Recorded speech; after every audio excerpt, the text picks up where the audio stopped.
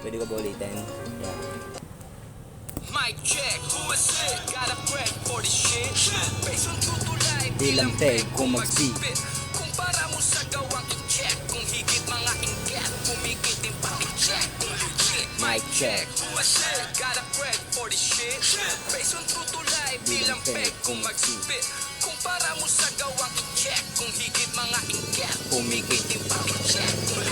Mic check, who is it? Isang batang Bicolano, lumapag ko pasugal, ubus lahat, hindi makita, personal ko nagalap. Sa gari na parang 14, nagpaula ng bara na parang hindi titila. Kung sa akin ka mayabang, pakishik sarili mo, siksikan mga titik binato, sangkatotak na ideya na aking binuo.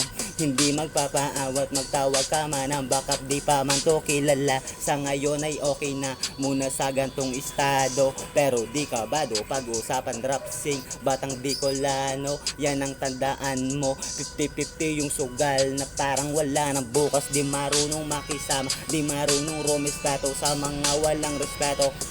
Magtubod kasako bago taka binyagan boy. Hay ka na muna kay batay kasako na mga best. Titik lang pinapainit pare, di na ulo ko mga unod. Pagari na kademonyo pag-ibo kay kanta. Kung dai mo masabutan tig kataram ko, play mo lang uli baka sakali na magets mo. Got a bread for this shit.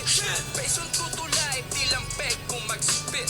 Kumpara mo sa gawang i-check. Kung higit mga inggit, pumikit din pa i-check. Kung ligit, mic check. Tangina mo ka, mahilig ka mang hate.